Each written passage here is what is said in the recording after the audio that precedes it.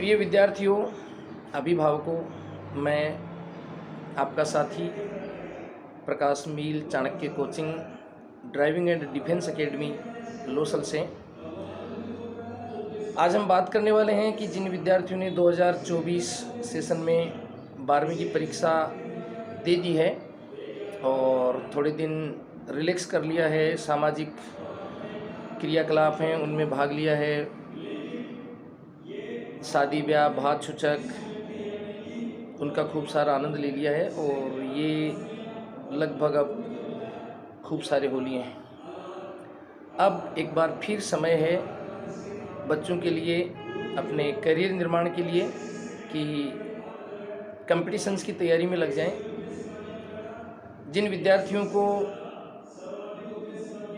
सरकारी नौकरी की तलाश है उनके लिए आज हम कुछ टिप्स की बात करेंगे, गाइडलाइंस की बात करेंगे कि 12वीं के बाद अब क्या। बहुत सारे अभिभावक विद्यार्थी सही जानकारी नहीं होने की वजह से अच्छे अवसर से चूक जाते हैं। तो आज आप इस वीडियो में लगातार बने रहिए। 12वीं के बाद क्या, इस विषय पर हम बात करने वाले हैं। तो बच्चों, 12वीं क्लास के बाद अगर हम सरकारी नौकरियों की बात करें तो सरकारी नौकरियों को दो मोटे स्तर पर दो बड़े भागों में हम बांट सकते हैं। नंबर एक, वो सरकारी नौकरियां जिनमें लगभग 6 से 7 साल का समय लगने वाला है कम से कम,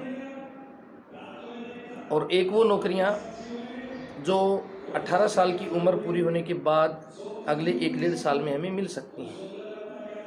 तो पहले हम बात करेंगे कि 6-7 साल लगने वाली नौकरियां कौन कौन सी हैं, और उसके बाद फिर 1-1.5 साल वाली नौकरियां, और फिर कुछ वो जानकारी जिसका चिंतन मनन करने के बाद अभिभावकों और स्टूडेंट्स को मिल करके ये तय करना चाहिए कि हमें किस रास्ते की तरफ आगे बढ़ना है। तो जिन नौकरियों के बारे में हम बात करने वाले हैं कि 6-7 साल लगने वाली नौकरियां कौन कौन सी हैं, उनके ऊपर अगर हम सबसे बड़ी नौकरी की बात करें तो भारत सरकार की यूपीएससी संस्था द्वारा जो एग्ज़ाम्स ली जाती है, जिसमें आईएएस, आईपीएस, आईएफएस, आईआरएस, इस टाइप की जो बड़े स्तर की सरकारी नौकरियां हैं उनकी बात करें तो उनमें सबसे पहले हमें ग्रेजुएशन करनी है। ग्रेजुएशन के बाद फिर हमें कंपटीशन की तैयारी करनी है और फिर हम उस एग्ज़ाम में बैठ सकते हैं। ग्रेजुएशन मोटे तौर पर 3 प्रकार से की जा सकती है। एक ग्रेजुएशन सिंपल ग्रेजुएट आप कहीं भी करें, बीए, बीएससी, बीकॉम। दूसरी ग्रेजुएशन हो सकती है जिन बच्चों ने 12वीं क्लास में बायो पढ़ी है और वो एनटीए द्वारा नीट का एग्ज़ाम दें, नीट पास करें, 4 साल का एमबीबीएस करें, अपना करियर सेव करें और उसके बाद फिर आप यूपीएससी के एग्ज़ाम की तैयारी करें। तीसरा तरीका है कि जिन बच्चों ने 12वीं क्लास में मैथमेटिक्स पढ़ी है वो आईआईटी, जेईई की तैयारी करें। अगर आप पास होते हैं तो वही 4 साल की इंजीनियरिंग बीटेक का कोर्स करें और उसके बाद फिर आप यूपीएससी की तैयारी करें, उसमें अपीयर हो। ये यूपीएससी की तैयारी करने वाले स्टूडेंट्स के लिए एक मोटी सी गाइडलाइन है। उसके थोड़ा सा समकक्ष में आए हैं तो शिक्षा विभाग के अंदर बहुत सारी नौकरियां होती हैं। छोटे स्तर से शुरू करें तो हम पहले कुछ बच्चे बीएसटीसी कर सकते हैं या कुछ बीएड के लिए जा सकते हैं। बीएसटीसी करने का मतलब है कि 3rd ग्रेड में नौकरी मिलेगी। बीएड का मतलब है कि 3rd के साथ साथ आप 2nd ग्रेड तक के लिए एप्लीकेबल हो जाएंगे। और अगर 1st ग्रेड में जाना है तो उसके बाद आपको पोस्ट ग्रेजुएशन करनी है और फिर नेट क्वालिफाई करना है। उसके बाद आप कॉलेज प्रोफेसर के लिए भी अप्लाई कर सकते हैं। वहाँ आपको बीएड की ज़रूरत नहीं है, लेकिन फिर आपको वहाँ नेट, पीएचडी, सेट, इस टाइप की जो एग्ज़ाम्स हैं उनको देना है, क्लियर करना है। इन सभी में भी जो समय का लगना है वो लगभग कम से कम 6 साल से लेकर के आगे कितने भी साल तक लगने वाले हैं। इसके अलावा भारत सरकार के, राजस्थान सरकार के और बहुत सारे डिपार्टमेंट्स हैं जिनमें ग्रेजुएशन लेवल की बहुत सारी नौकरियां होती हैं। मतलब आप पहले ग्रेजुएशन करें और उसके बाद फिर उन नौकरी के लिए अप्लाई करें, तो वहाँ 6-7 साल का समय वो लगने वाला है। अब अभिभावक को बच्चों के साथ बैठ करके ये तय करना होगा कि हम ये जो 6-7 साल लगने वाला समय है इसके अंदर आगे बढ़ें या नहीं बढ़ें। इसमें सबसे पहली एक सोचने वाली बात है, हर एक स्टूडेंट को खुद को सोचना चाहिए कि क्या अगले 6-7 साल तक मैं लगातार एवरेज 10 घंटे पढ़ाई कर सकता हूँ क्या। यदि इस सवाल का उत्तर हाँ में आता है तो फिर अभिभावक को सोचना है क्या हम अगले 6-7 साल तक बच्चे की नौकरी लगने का इंतज़ार कर सकते हैं, साथ ही साथ इसको फाइनेंशियल बैकअप दे सकते हैं क्या। वही महीने का 8 से 10 हज़ार रुपया अगले 6-7 साल तक उस स्टूडेंट को ज़रूरत पड़ेगा जो इन नौकरियों की तरफ अप्लाई करता है, सोच विचार करता है। यदि दोनों सवालों का उत्तर हाँ में आता है तो आप अपने लिए ये रास्ता चूज कर सकते हैं जो मैंने अभी बताया, MBBS का, IIT का, UPSC के लिए तैयारी का, शिक्षा विभाग के अंदर 2nd grade, 3rd grade, 1st grade lecturer, और भारत और राजस्थान सरकार की बहुत सारे डिपार्टमेंट्स में डायरेक्ट गजेटेड अधिकारी की भर्तियां जो कि ग्रेजुएशन और पोस्ट ग्रेजुएशन के बाद ही मिलती हैं। ये 6-7 साल का समय तब है जब हम हर बार पहले चांस में पास होते जाएं। अगर किसी एक चांस में अटक गए हैं तो इसका मतलब है कि 2-2.5 साल बढ़ गए हमारे।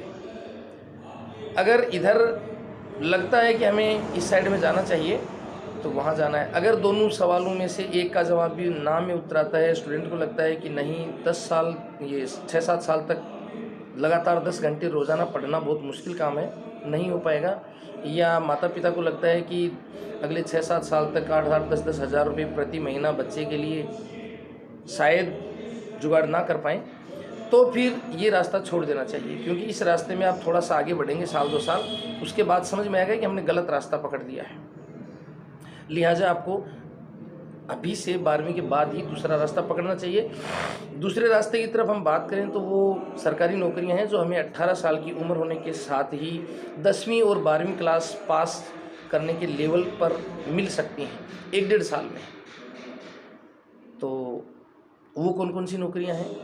इनमें आप जा सकते हैं, दिल्ली पुलिस की बात कर सकते हैं, राजस्थान पुलिस की बात कर सकते हैं, सेंट्रल गवर्नमेंट की जो पैरामिलिट्री फोर्सेज हैं, SSC डिपार्टमेंट द्वारा 10वीं के लेवल पर 12वीं के लेवल की बहुत सारी एग्ज़ाम्स ली जा सकती हैं। मोटे तौर पर एक एग्ज़ाम होती है जिसको हम SSC GD के नाम से बहुत सारे स्टूडेंट जानते हैं। SSC GD मतलब staff selection commission of India के द्वारा जनरल ड्यूटी करने के लिए सिपाहियों की भर्ती जो पैरामिलिट्री फोर्सेज में ज़्यादातर होती है। उसके बाद फिर हम बात कर सकते हैं LDC बाबू की नौकरी। बहुत सारे डिपार्टमेंट में किसी किसी जगह LDC के नाम से पुकारा जाता है, किसी किसी जगह है मिनिस्ट्रियल स्टाफ मंत्रालय कर्मचारी के नाम से इसी पोस्ट को पुकारा जाता है।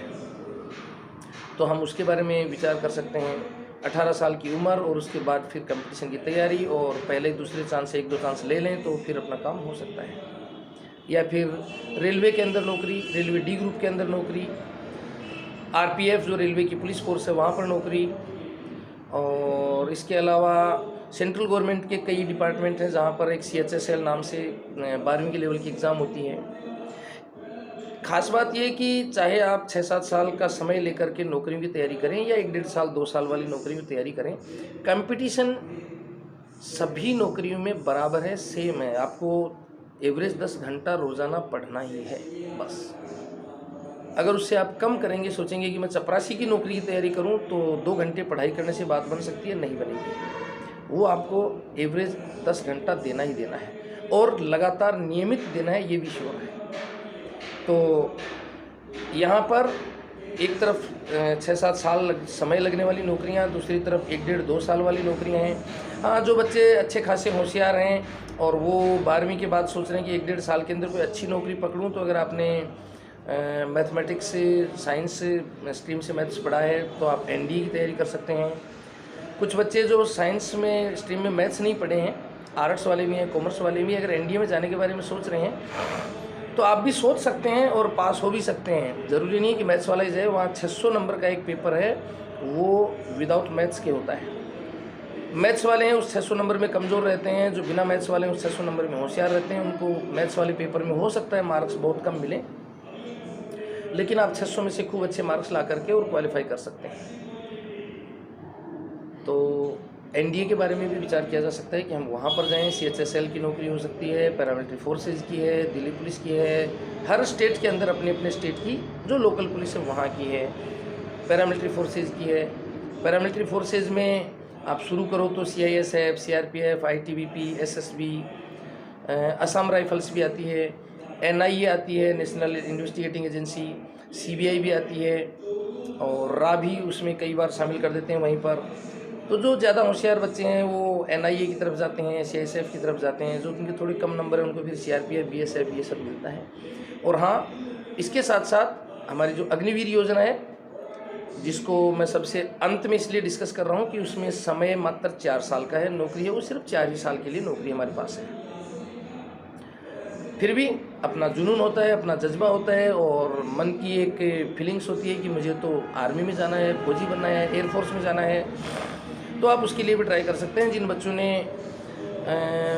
12वीं साइंस स्ट्रीम में मैथमेटिक्स पढ़ी है तो वो एयरफोर्स के लिए जो 2 ब्रांच हैं उनमें टेक्निकल और नॉन टेक्निकल, उस टेक्निकल ब्रांच के लिए आप अप्लाई कर सकते हैं। नेवी के लिए आप अप्लाई कर सकते हैं। और जिन बच्चों ने मैथ्स नहीं पढ़ा है वो सभी एयरफोर्स में वाई ग्रुप के नाम से जानी जाने वाली नॉन टेक्निकल ब्रांच के लिए आप अप्लाई कर सकते हैं। नेवी के अंदर 10th पास के लेवल की MR की वैकेंसी होती है, मैट्रिकुलेशन रिक्रूटमेंट के नाम से जानी जाती है। और तो उसके लिए भी 10th पास वाले सभी स्टूडेंट्स, चाहे 12वीं में उन्होंने कुछ भी पढ़ा है, आप उसके लिए भी तैयारी कर सकते हैं। और ख़ास बात, इन सभी के अंदर लड़कियों के लिए अलग से कोटा है। तो अब आप इतनी बात को सुन करके अभिभावक के साथ बैठ करके और ये तय कर सकते हो कि हमें कौन सी नौकरी के लिए तैयारी करना है। अगर आप paramilitary forces, army, air force, navy, NDA इधर जाते हो तो आपको एक फ़िज़िकल क्राइटेरिया और मेडिकल क्राइटेरिया इसके बारे में जानकारी लेनी होगी। अगर इस संबंध में आपको अधिक जानकारी चाहिए तो आप आपके अपने संस्थान चाणक्य कोचिंग सेंटर लोसल पर कभी भी किसी भी समय पहुंच करके और या इन नंबर्स पर फ़ोन करके आप ये जानकारी ले सकते हैं। जब भी आएंगे आपका स्वागत है। साथ ही साथ जब आप बच्चे कंपटीशन की तैयारी करने के लिए घर से बाहर निकलते हैं तो आपको एक अच्छे कोचिंग सेंटर की ज़रूरत होती है, एक अच्छे हॉस्टल की ज़रूरत होती है। तो एक बार आप अपने लोसल के चाणक्य सेंटर पर पहुंच करके और विज़िट ज़रूर करें। जो 1-1.5-2 साल में मिलने वाली नौकरियां हैं उन सभी नौकरियों की तैयारी हम अपने संस्थान में करवा रहे हैं। तो इसके लिए आप एक बार विज़िट करें हमारे संस्थान से, जो हमारे अचीवमेंट्स हैं उनको देखें, परखें और उसके बाद डिसाइड करें कि आपको कहाँ पढ़ना चाहिए। और साथ ही साथ हमारे पास हॉस्टल की व्यवस्था भी है लोसल में। एक शानदार घर से दूर, घर जैसे माहौल का हॉस्टल यहाँ पर उपलब्ध है। जिन स्टूडेंट्स को हॉस्टल में रह करके तैयारी करनी है तो आपका स्वागत है, आप ज़रूर पधारिए। हॉस्टल, कौन सा हॉस्टल अच्छा होता है और कौन सा कोचिंग सेंटर अच्छा है हमारे लिए, जिससे कि हमें फ्रूटफुल रिजल्ट्स मिल सकें, उसके लिए मैं आपको एक अलग से वीडियो बना करके जल्दी अपलोड करने वाला हूं। तो आप हमारे साथ YouTube चैनल पर बने रहिए। और अगर ये जानकारी आपको पसंद आई हो, अच्छी लगी हो, तो कृपया हमारे इस वीडियो को लाइक करें, अपने दोस्तों के साथ, अपने जान पहचान वालों के साथ शेयर करें। और हाँ, इस चैनल पर अगर अभी तक आप सब्सक्राइब नहीं किए हैं तो चैनल को सब्सक्राइब ज़रूर करें। धन्यवाद। जय हिंद।